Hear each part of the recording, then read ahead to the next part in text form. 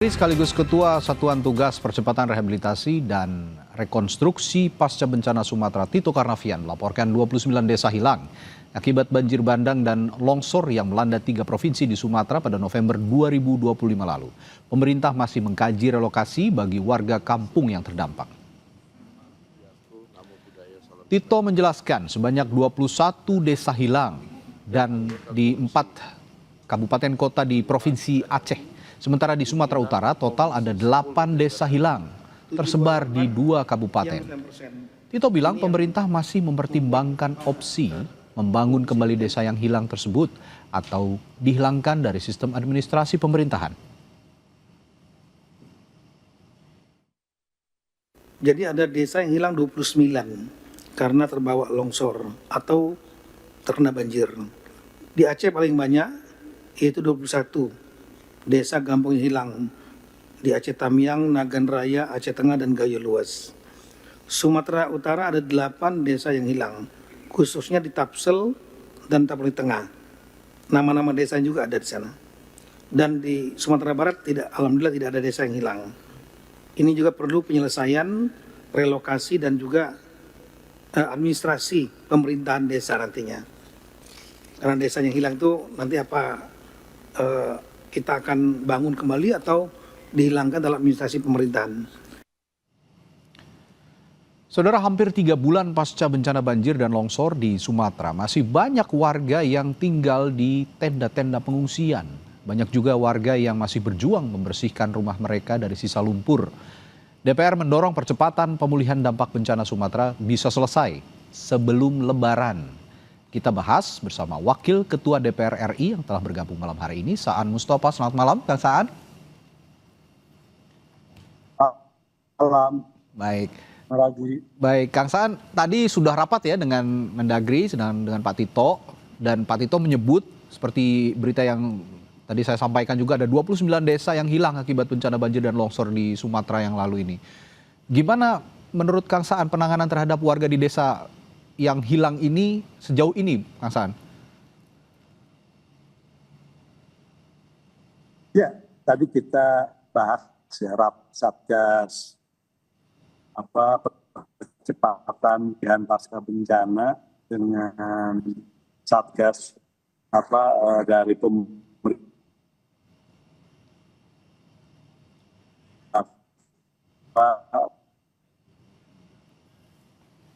Ya, Kang Saan, mohon maaf, suaranya terputus-putus.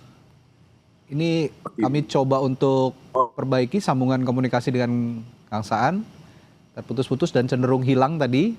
Dan seperti informasi yang disampaikan tadi bahwa hari ini sebenarnya DPR memang sudah, pimpinan DPR ya, sudah bertemu ataupun sudah menerima laporan dari Menteri Dalam Negeri yang juga secara khusus mengetuai Satgas Bencana di Sumatera, termasuk pemulihan bencana di Sumatera yang terjadi pada November tahun lalu.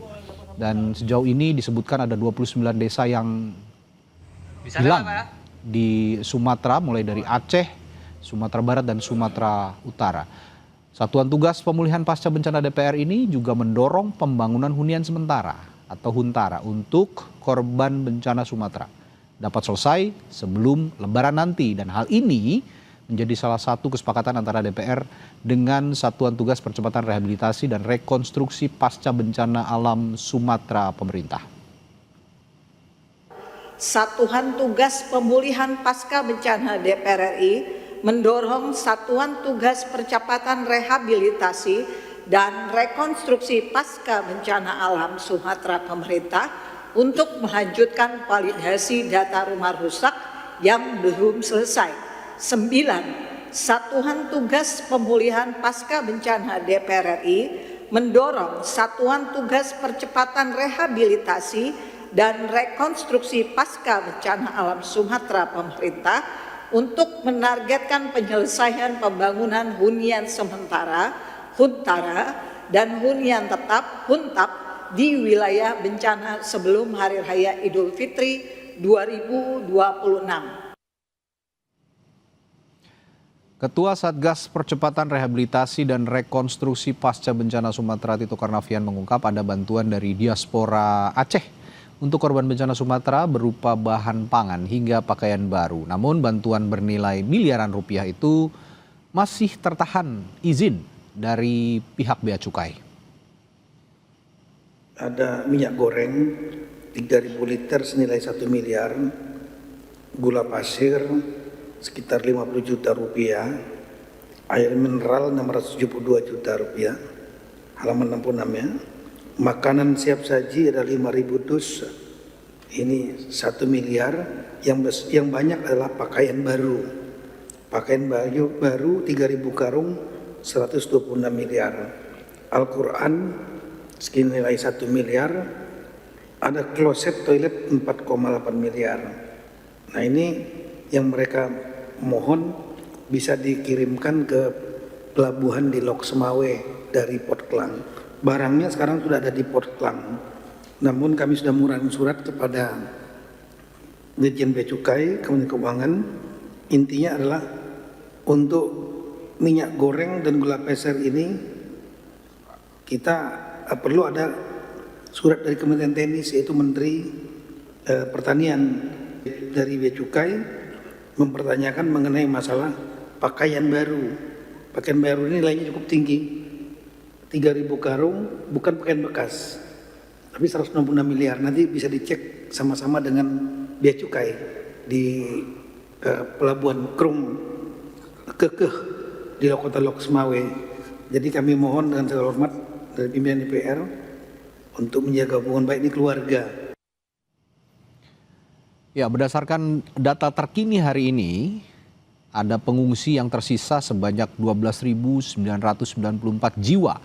Ini diantaranya 12.144 jiwa ada di Provinsi Aceh dan 850 lainnya ada di Provinsi Sumatera Utara. Sementara untuk Sumatera Barat kabarnya sudah mendekati nol meskipun masih ada warga yang masih mondar-mandir ya dari pengungsian ke rumahnya untuk sekedar membersihkan sisa-sisa ataupun puing-puing harta benda mereka yang masih bisa diselamatkan dan juga lumpur, material lumpur yang masih berada di rumah mereka dibersihkan juga.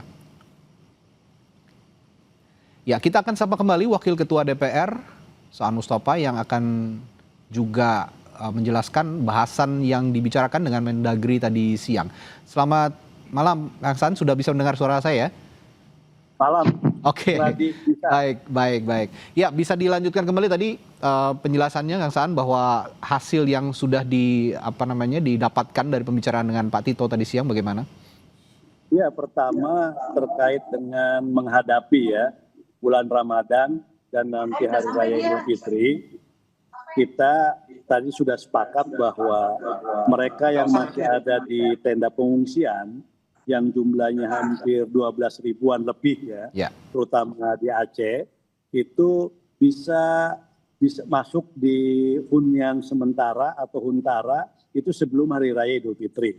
Jadi mereka sudah bisa masuk ke huntara. Itu yang kita sepakati secara bersama-sama. Dan tadi dari Satgas Pemulihan dan Rekonstruksi pasca bencana juga mereka menyanggupi untuk melakukan itu. Ini yang pertama yang memang menjadi fokus perhatian kita semua. Dan juga terkait dengan soal bantuan-bantuan yang terkait dengan kehidupan mereka secara langsung. Jadi itu juga kita meminta untuk segera diselesaikan. Ya, terutama jelang Ramadan ini ya, Kang ya? Ya, jelang Ramadan ini kita minta diselesaikan semua. Dan Kementerian Sosial, tadi ada Menteri Sosial, dan juga dari Menteri Keuangan, Satgas sendiri, BNPB, mereka sudah juga.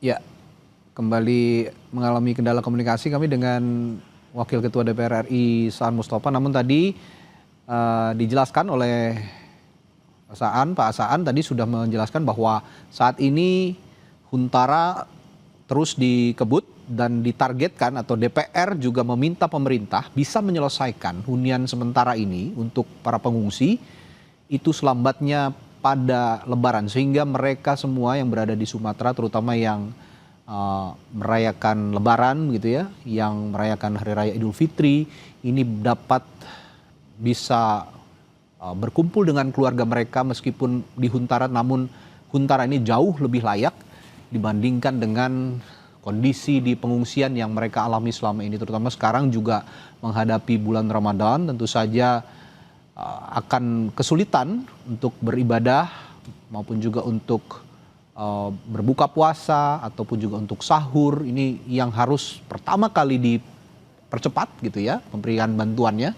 terutama untuk kebutuhan-kebutuhan mereka di pengungsian untuk beribadah dan juga berbuka puasa dan melaksanakan sahur. Kita akan jeda sejenak, saudara. Kami akan kembali untuk membicarakan hal ini dengan Wakil Ketua DPR Saan Mustapa di Sapa Indonesia Malam sesaat lagi. Tetaplah bersama kami. Ya, kita lanjutkan perbincangan dengan Wakil Ketua DPR RI Saan Mustapa. Tadi Kang Saan sudah mengatakan bahwa kalau untuk Huntara ini DPR sudah clear begitu ya. Huntara ini harus Lebaran selesai pembangunannya dan semua pengungsi dapat mengungsi atau menempati Huntara. Tapi yang jadi tekanan juga tadi soal kebutuhan hidup para pengungsi yang kini ditinggal di pengungsian di masa Ramadan ini. Apa yang bisa ditekankan kepada pemerintah Kang, untuk bisa memenuhi kebutuhan hidup para pengungsi pada bulan Ramadan ini?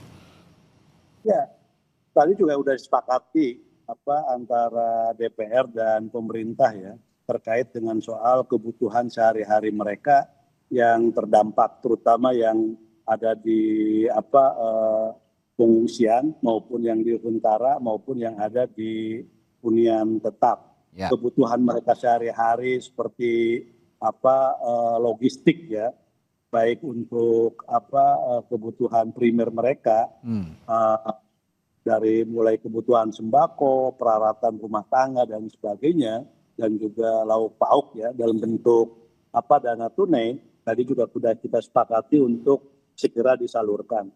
Bahkan memang sudah ada yang juga sudah disalurkan kepada mereka yang terdampak dan mereka yang berhak untuk mendapatkannya. Jadi itu juga sudah kita bahas dan sudah kita sepakati dan sudah berproses dan terus berproses ya terkait dengan soal penyaluran bantuan langsungnya kepada masyarakat yang terdampak bencana tersebut.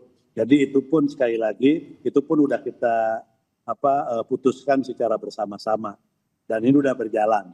Oke. Termasuk halo ya. Ya, silakan Kang. Ya, termasuk yang lain-lain, termasuk misalnya terkait dengan soal TKD ya. TKD transfer ke daerah di 3 provinsi dan seluruh kabupaten kota yang terdampak itu juga untuk tidak ada pemotongan dan itu disalurkan secara utuh. Jadi ada sekitar 10 triliun lebih itu juga akan disalurkan paling lambat tanggal 28 Februari ini. Dan jadi itu udah sehingga daerah juga sudah bisa melakukan berbagai upaya pemulihan dan pembangunan terhadap daerah-daerah yang terkena dampak bencana.